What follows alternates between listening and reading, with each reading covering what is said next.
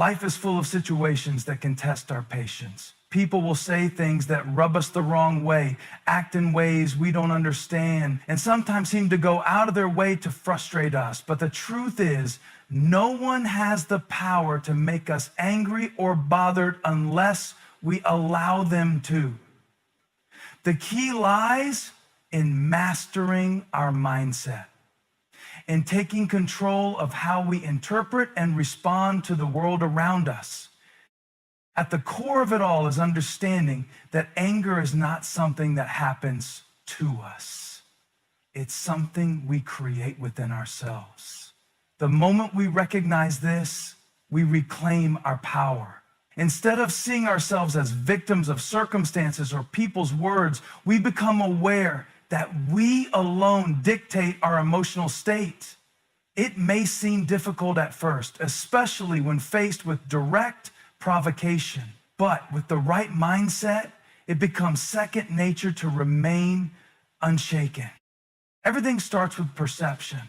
The way we see a situation determines the way we feel about it. If someone cuts us off in traffic, we can choose to see it as a deliberate act of rudeness, feeling our anger, or we can choose to see it as an insignificant event, something that doesn't deserve our energy.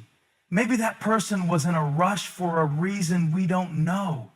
Maybe it had nothing to do with us at all. Most of the time, what bothers us is not the event itself, but the meaning we attach to it. And when we change that meaning, we change the way we feel.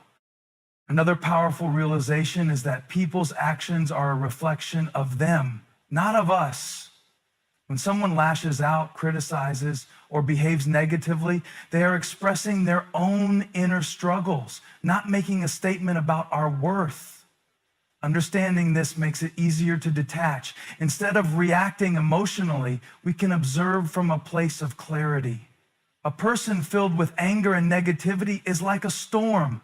They are chaotic, but their chaos does not have to pull us in. We can simply step aside, letting the storm pass without becoming part of it.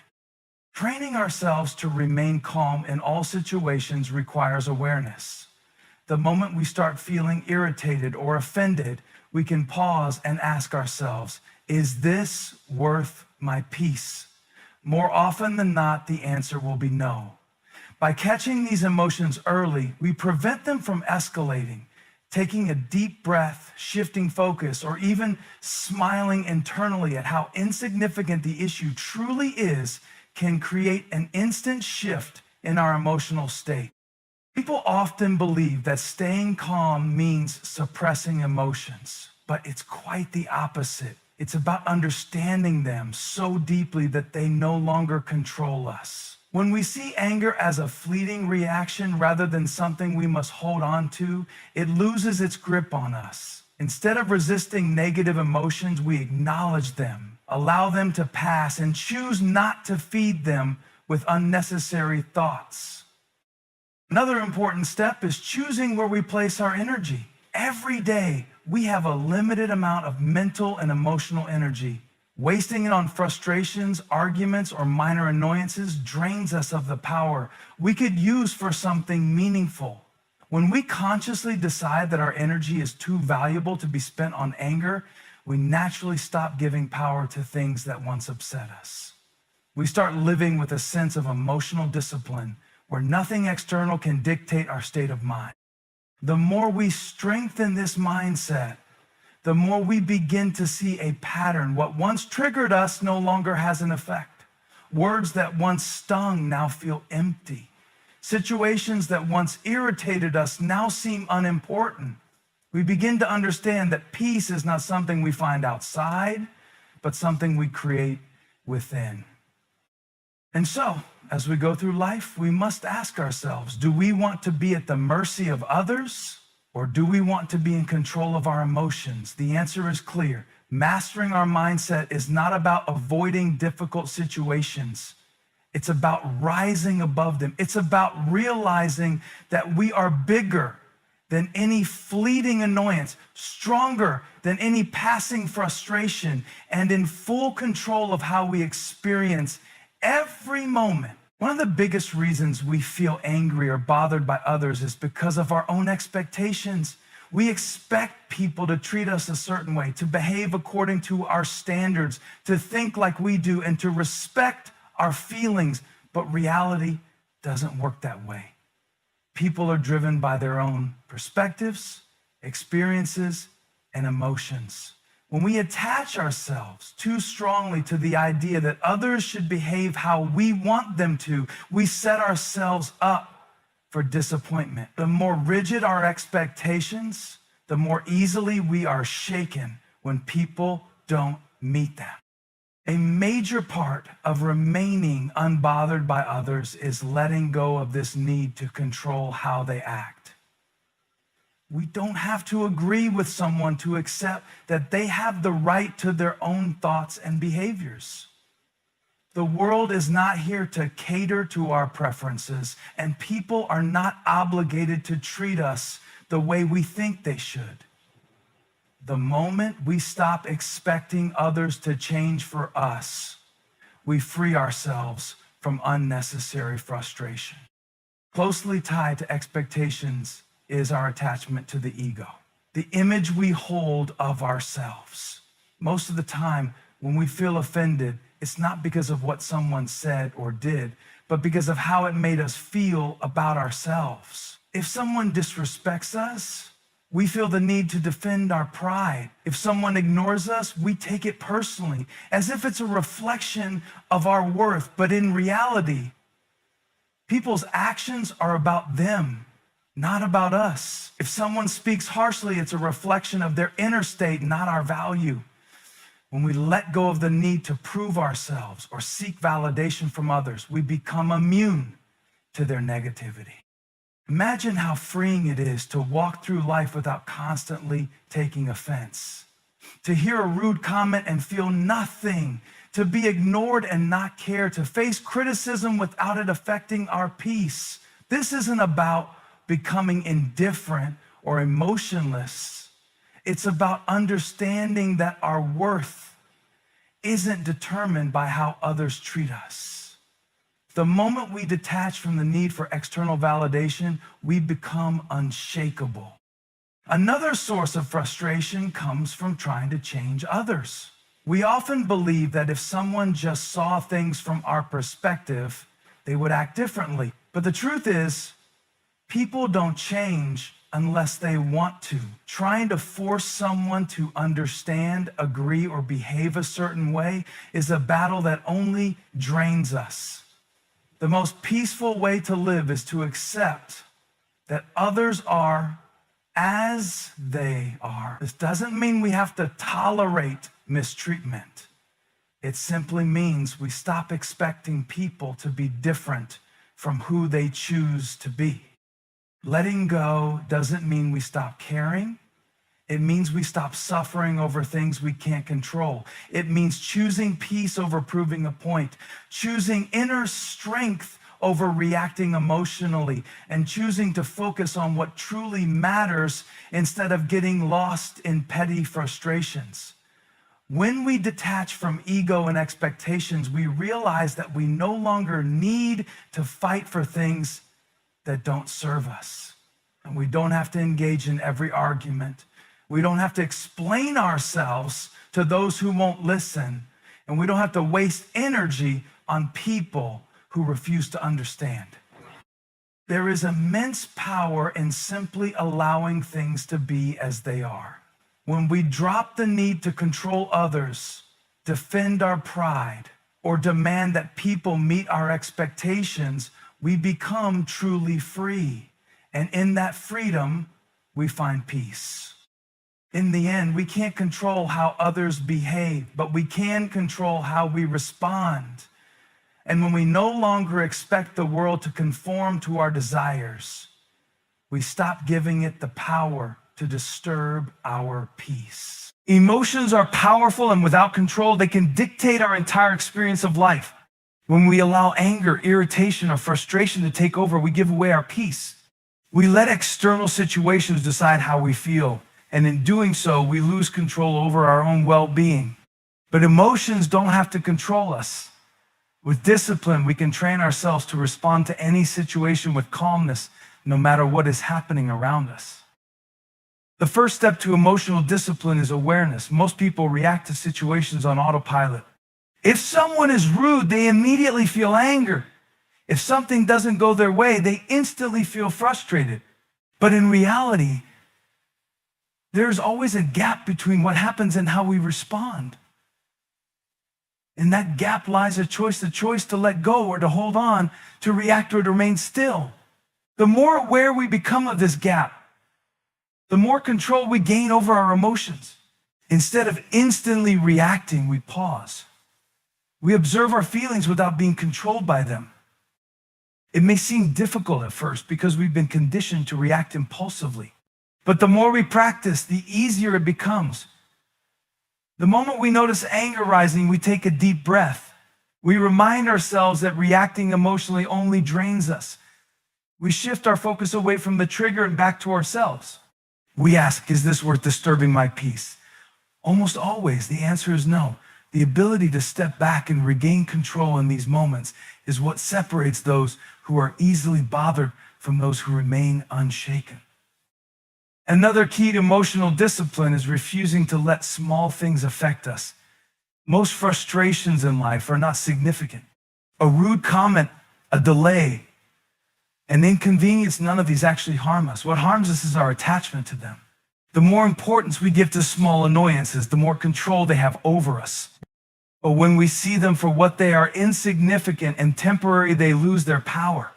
Imagine someone cutting in line ahead of us. We can get irritated, letting it ruin our mood, or we can simply let it go and move on. In the grand scheme of life, does it matter? Most of the things that make us angry hold no real weight, yet we allow them to take up space in our minds. Letting go is not weakness, it is wisdom. Discipline also means mastering our thoughts. What we focus on determines how we feel. If we keep replaying an insult or a frustrating moment, we keep feeding negative emotions. But if we redirect our mind to something productive, we instantly regain peace. Thoughts create emotions, so when we learn to control our thoughts, we gain control over our emotional state. We don't have to entertain every thought that arises. Just because a negative thought appears doesn't mean we have to engage with it. We can choose to let it pass, just like clouds in the sky. The more we practice this, the less control external situations have over us. People often mistake emotional discipline for suppression, but they are completely different. Suppression means forcing emotions down and pretending they don't exist. Discipline means acknowledging emotions, understanding them, and deciding not to let them control us. It is the difference between feeling angry but choosing not to act on it versus denying that anger exists at all. True strength comes from facing emotions, not avoiding them. A powerful way to strengthen emotional discipline is by adopting a mindset of neutrality.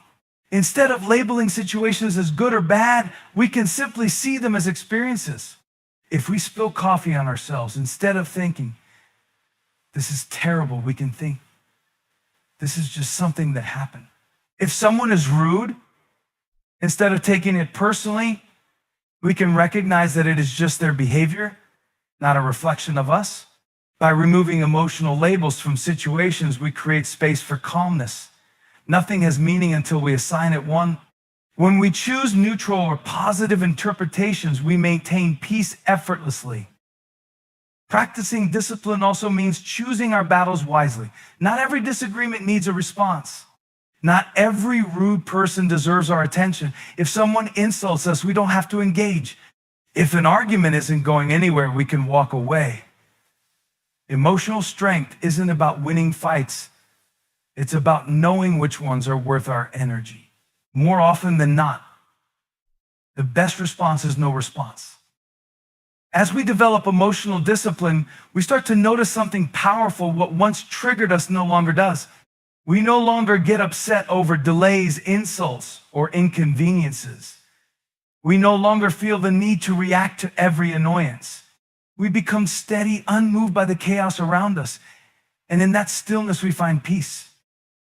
In the end, our emotions should serve us, not control us. When we discipline our minds, we take back our power. And when we remain calm, no one and nothing can disturb our inner peace. One of the most powerful ways to remain unbothered by others is to cultivate a deep sense of understanding and compassion. Most of the time, when people act in a way that irritates or angers us, it has little to do with us and everything to do with their own internal struggles. People are shaped by their experiences, their fears, their insecurities, and their challenges. When someone is rude, dismissive, or aggressive, they are often projecting their own pain onto the world. Once we recognize this, it becomes much easier to detach from their negativity and respond with patience rather than frustration.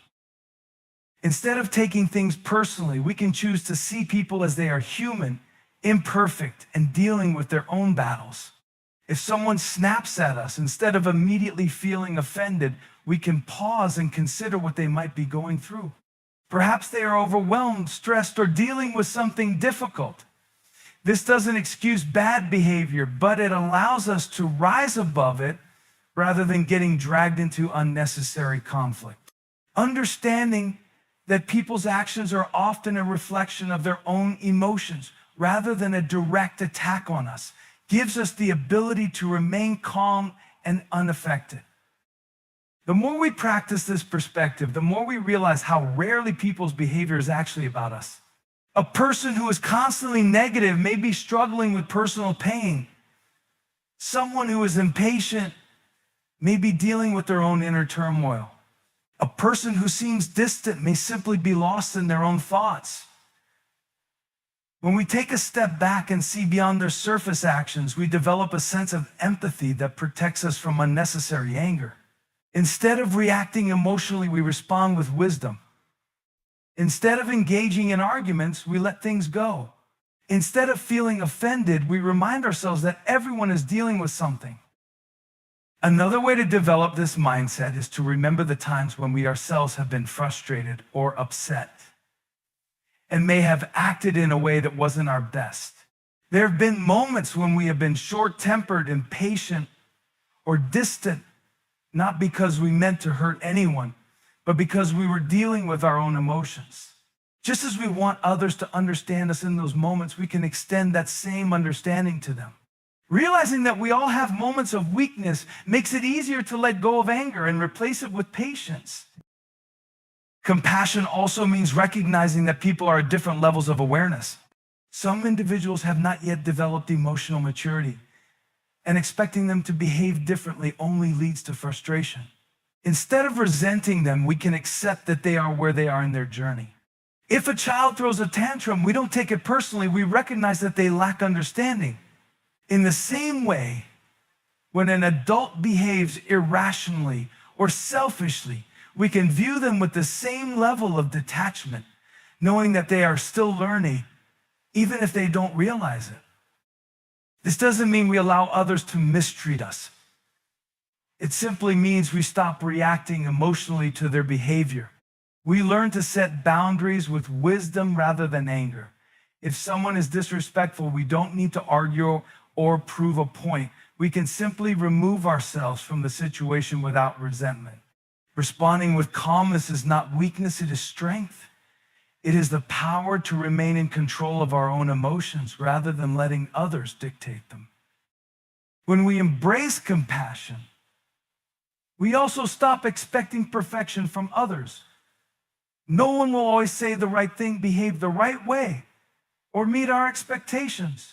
People will make mistakes, disappoint us, and act selfishly at times.